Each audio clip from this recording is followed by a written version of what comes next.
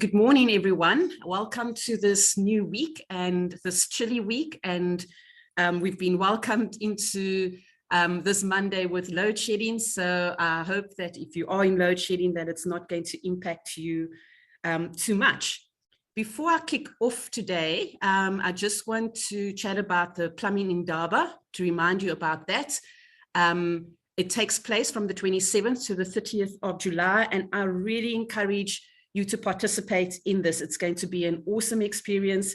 There's been a lot of work that has gone into it, and there will be 2 full days full of informative and interactive sessions happening. There'll be panels, etc., and people from the industry as well as from our suppliers and the manufacturers. So I really encourage you to register for the Indaba. And just on that note as well, there's also the Plumbing Industry Awards that's taking place over those few days. That's on the evening of the 28th of July at the Royal Elephant Hotel Conference Centre in Pretoria. And for all of the information for the Indaba and the Plumbing Industry Awards, you can email marketing@ourOPSA.org, or if you go to the OPSA or PRB Facebook pages, you'll find a lot of the information there. So I hope to see you there. Okay, let's get on with this morning. So just a little bit about myself.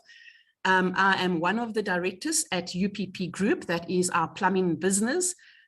We specialize mainly with corporates, commercial clients, and our passion lies in anything to do with water savings, smart water metering, backup water, rainwater harvesting, boreholes, all of that type of thing, as well as conventional plumbing.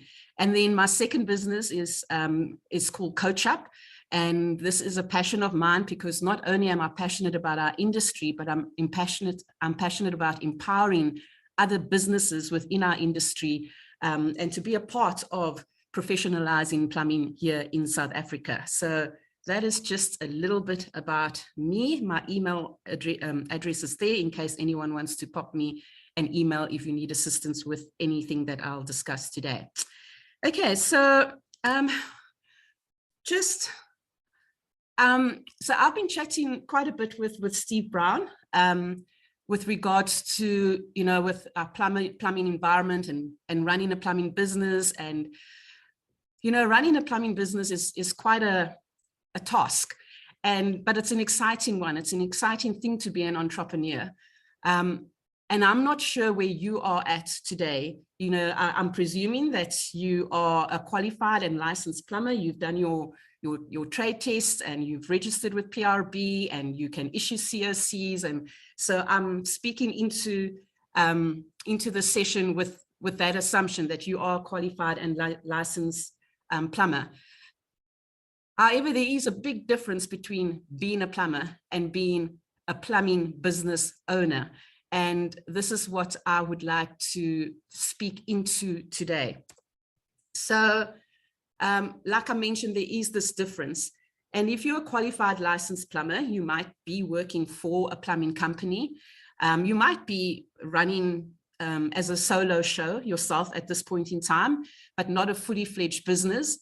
But wherever you are at, if you ever considered running or owning your own plumbing business, what is the difference and what does that entail? And in order to run a plumbing business, yes, it is really helpful to be a qualified licensed plumber, but you'll often find plumbing companies worldwide, here in South Africa as well, they will have plumbers as part of as one of the owners, but not necessarily will all the owners in that plumbing company be a licensed and qualified plumber.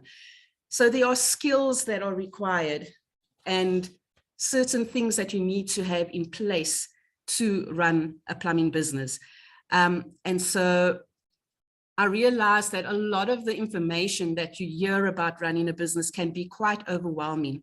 And today I am going to be speaking about it at quite a high level.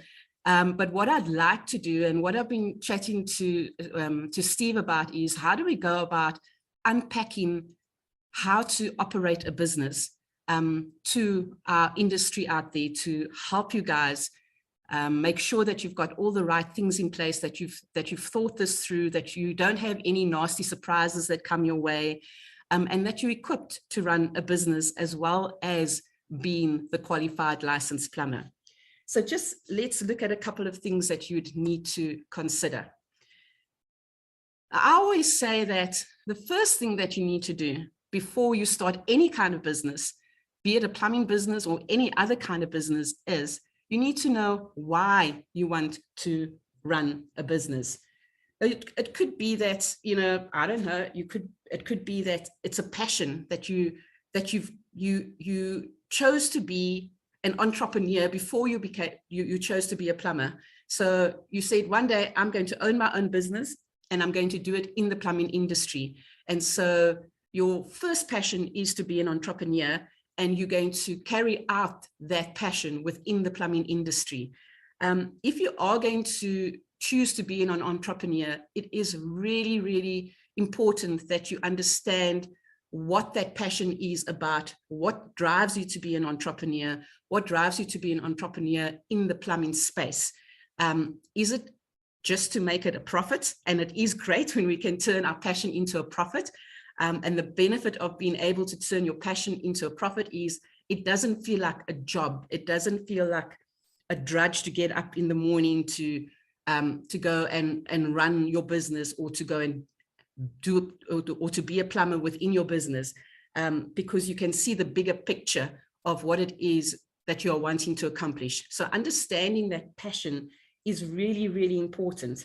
And it could be anything from you have always wanted to be your own boss, or it could be that you want to make a difference in other people's lives. So through running a business, you have the opportunity to employ other people and to train them and to upskill them and empower them. And in doing so, you're improving their lives and that of their families. And you don't know what ripple effect can come from that if they go out and multiply what you've done.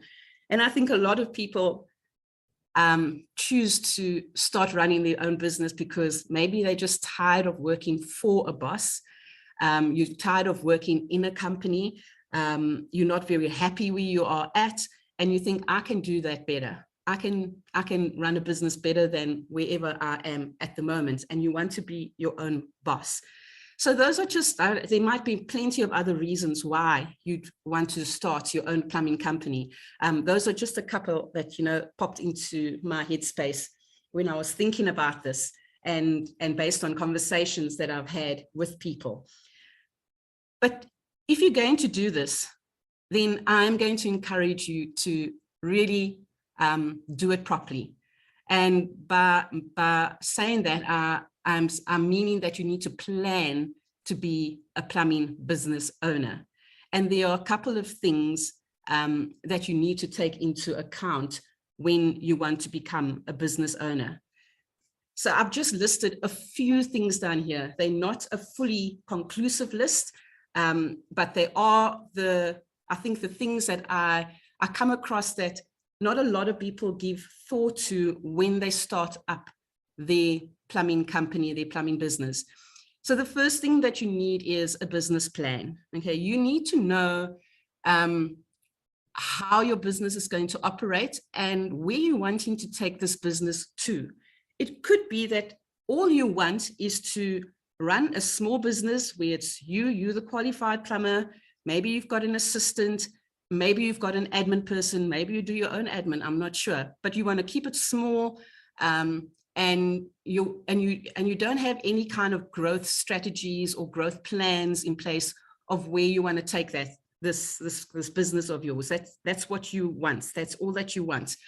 And even if you do want to keep it small, you still need to consider the next couple of points that I am going to raise.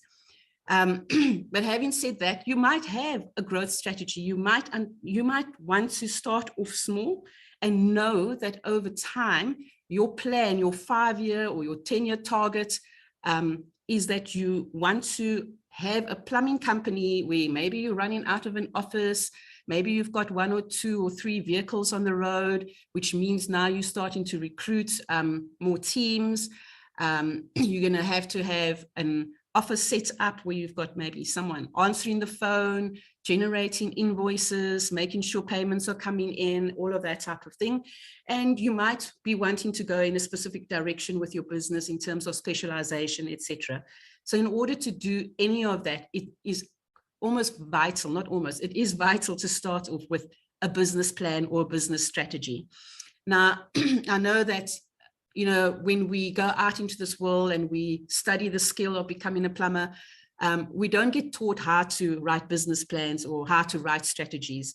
And that's where people like myself can come alongside you and we can assist you with that. So if you ever need help with putting a business plan together, you're welcome to give me a call. And I do encourage you to come alongside somebody. It doesn't have to be me. I'm putting that out there, but it could be that wherever you're at, you might have a family member, someone in your circle of friends, etc., who is a great entrepreneur or who is a business coach. I really advise you to partner up or come alongside someone that can assist you with this so that you get your foundation right properly, right at the start of your business.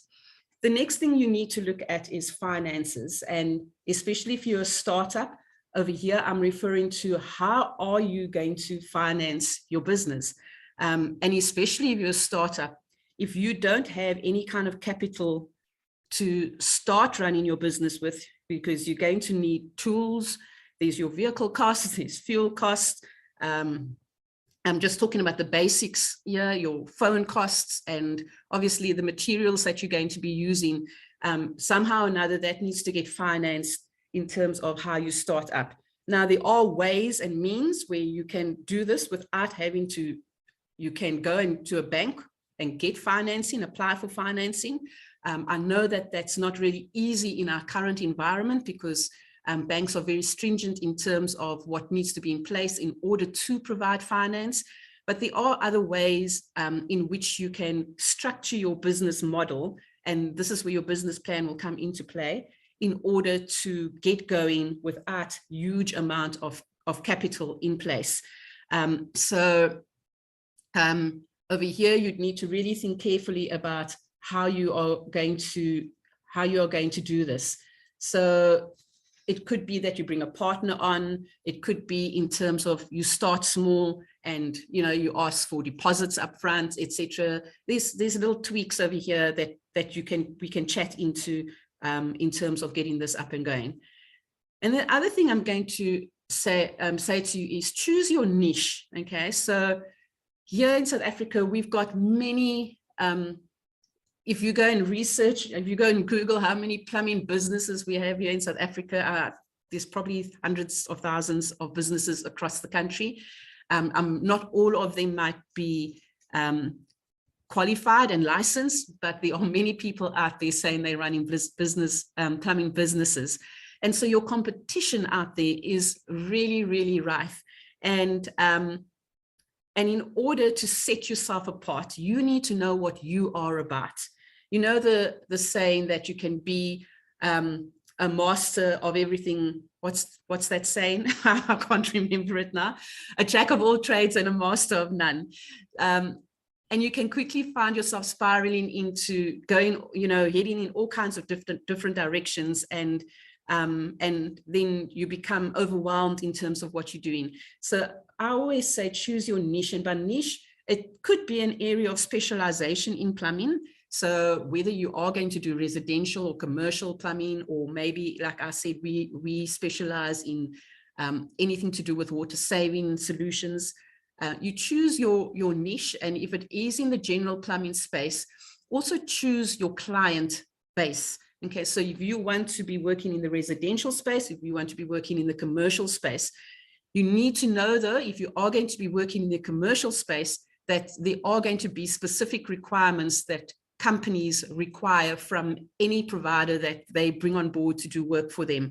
So, you need to have your insurance in place. A lot of them will require you to be BE. A lot of them, they're going to ask for a whole lot of things. They require you to be VAT registered, et cetera, et cetera. And there'd be a list of things that you'd need to comply with in order to work in the commercial corporate space.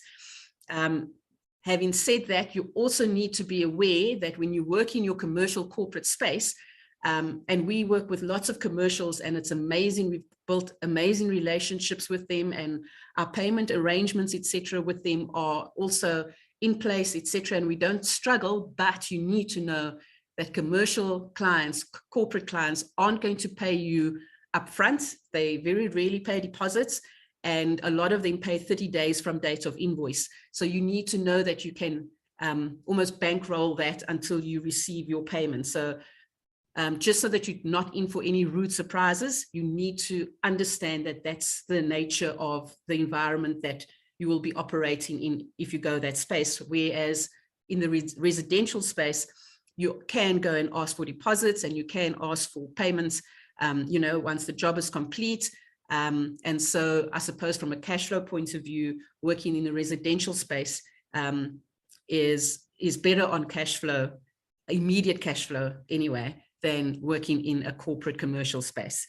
Then you need to think about the resources that you're going to require, and do you have that in place? So your basic resources would be your fuel, your vehicle, your ability obviously to get to the jobs and to take calls and things like that. But also you're going to need to think a little bit more long-term.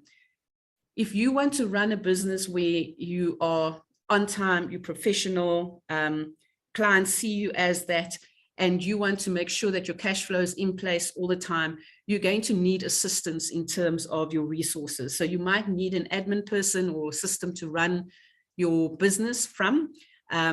And you need to consider all of that, as well as your resources to do the job, your tools that you need, your materials that you need, all of those kind of things. You'd need to sit and break that down and know what those costs are upfront, so that when you go into this, you are prepared financially, and you are prepared from a process point of view. And then I'm going to combine the next 2 points, and that is your network of people and your marketing. And this is where you're going to be getting your business from. So the best thing to do is to really work your network, people, your family, your friends, get your name out there, your community. I know here in where I stay and where our offices are, we've got community WhatsApp groups that you can advertise on certain days, etc. Grow your brand, grow your name, get people talking about you and knowing about you in your circles. And then there's the marketing elements of your business. And I suppose the most affordable way to start up is on social media, getting that Facebook and that Instagram page set up. But if you're going to do that, please, you've got to work it. You've got to be posting on it regularly, putting out images of what you've done, of what you've accomplished, of client testimonials, etc., to build your brand out there and to get people knowing about who you are.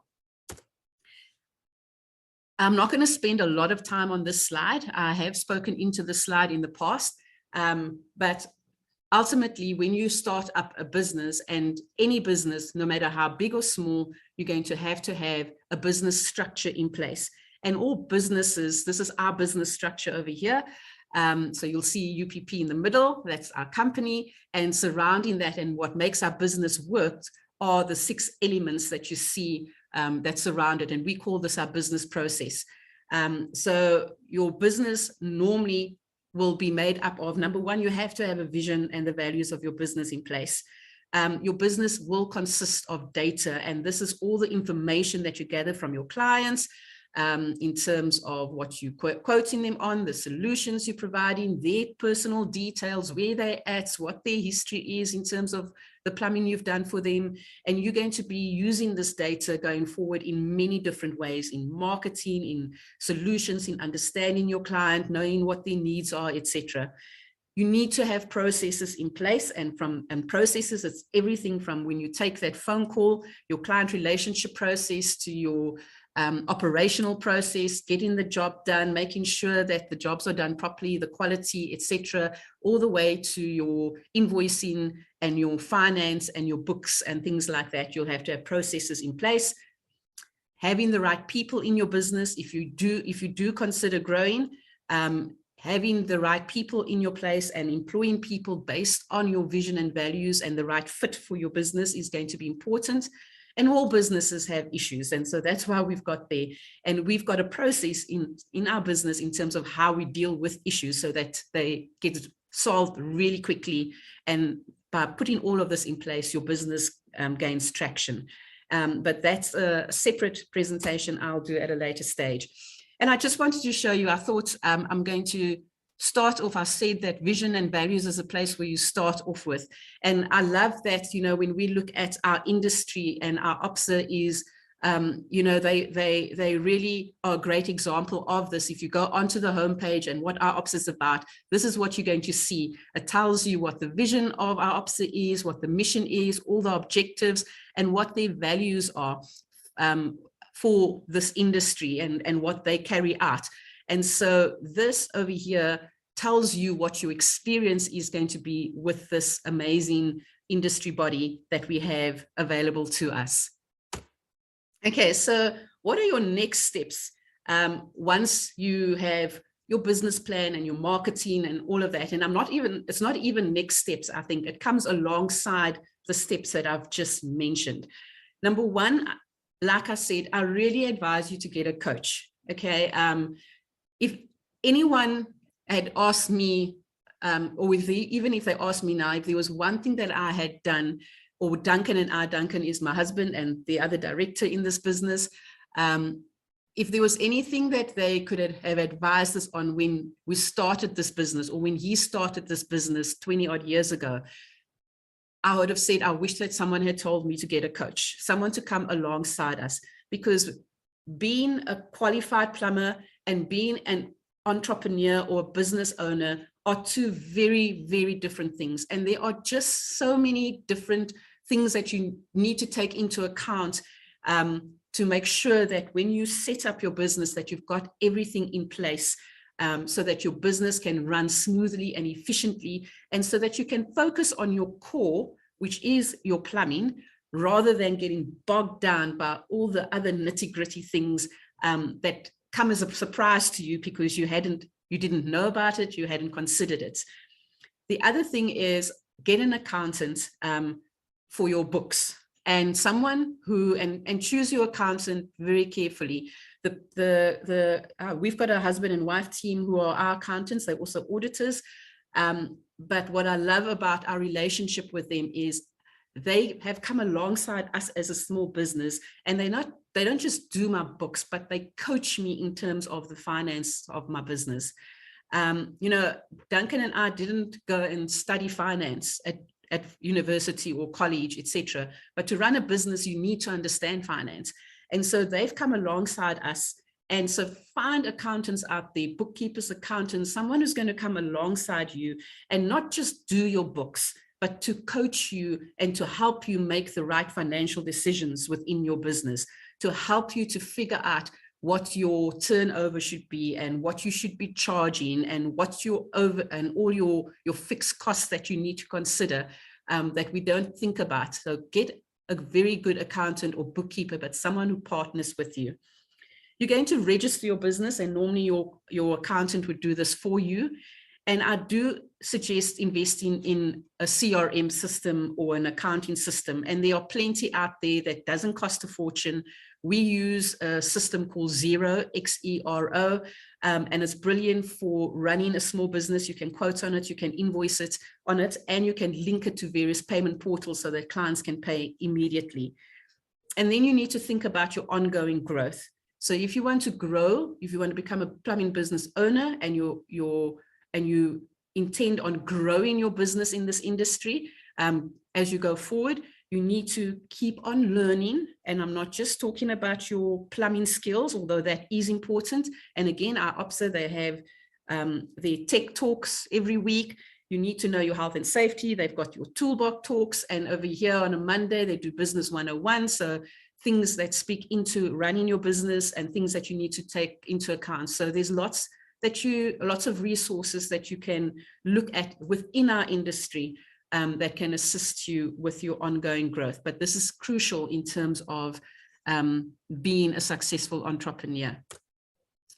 And then you need to do what I call a scoreboard. You need to know what your numbers are and your key measurables. When I speak about a scoreboard, I speak about your measurables. When you go to a sporting game, they've always got a scoreboard up there and you can see who the winning team is. So if you want to be a winner in your business, you need to know what your critical numbers are in your business. And again, this is a place where a coach and an accountant can assist you in identifying what those critical issues are, those critical numbers are that you need to be targeting every month. So that creates you'll need to know what I call your break-even point. So you need to know what all your expenses are, your monthly expenses are in your business, the salary you wanting to pull, if you've got staff, their salaries, your insurance that you need to be paying, if you've got an accountant, their fees, your marketing costs, your phone, vehicle, all the costs that come in your business. And again, this is not a full list, it's just some of the things that you will come across in running your business, no matter how big or small. These items over here are going to be part of your running costs in your business. So once you have all of that, and a lot of them are fixed costs, it tells you how much money, how much jobs, your value of jobs that you need to generate within a month in order to cover those costs. And then you're in a business to make a profit. You're not in a business to just survive from month to month. So you need to add whatever the profit is that you are wanting on top of that. And then once you know that, that's going to help you to set your targets. It's going to help you identify the amounts of leads that you need to generate every single month. From those leads, you need to know how to work your leads in terms of following up with quotes and things like that to get to your pipeline. And from your pipeline, you need to, your pipeline or your quotes that you've put out there, your follow up on your pipeline is critical so that it becomes actual jobs. And then from there, invoicing those jobs as soon as possible to get the money and the payments in. And your invoicing will tell you what your turnover is, and your cash flow is going to be impacted about how quickly you can get your invoices paid. And then from there on, it's also about how you manage your relationships with your clients going forward, how you follow up with them, make sure that they're happy. If there is an issue, sort it out as quickly as possible, because they are going to become your biggest marketers out there in the market. Word of mouth always is the biggest and most cost-effective marketing tool. So you need to know what your client relationship strategy is going to be. I just want to say, please guys, know your value out there. I come across this all the time, and I just decided to throw this slide in here because I often see the ads out there saying, contact us, we don't charge call out fees. Now, it's important that you know your value as a business. Your call out fee, your assessment fee, whatever you want to call that, covers very specific expenses in the business to get you to that client to assess the job, not to do the job, to assess the job. So that person taking the phone call, you driving in your vehicle, all of that, just to get to that job is going to be costing you a certain amount of money. You have insurances, all kinds of things that are actually in that call out fee. If you're in an accident, etc., what's covering it? If someone is telling you they don't charge a call out fee, if they're running their business effectively, it simply means that that fee is somehow calculated into their hourly service rate.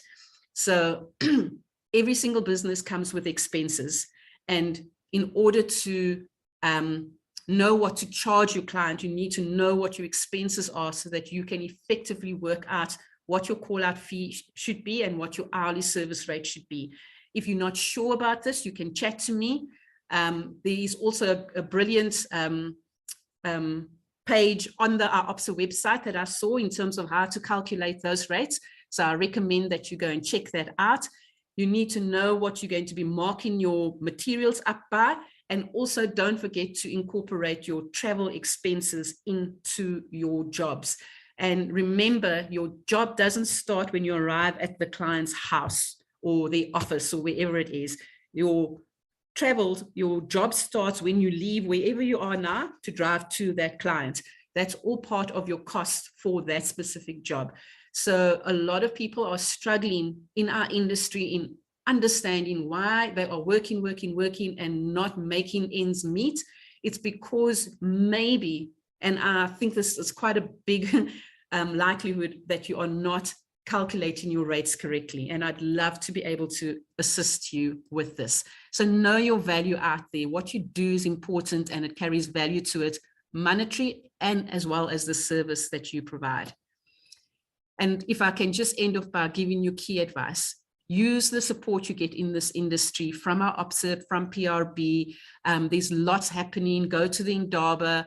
There's a lot that is happening in terms of assisting businesses, plumbing businesses and plumbers, registered qualified plumbers in our industry, and really make use of the industry support. Like I said, get help from a coach, get help from a bookkeeper, accountant. And I just want to say, being an entrepreneur, being a plumbing business owner is so exciting. And so my last thing that I want to say is just go for it and enjoy the journey.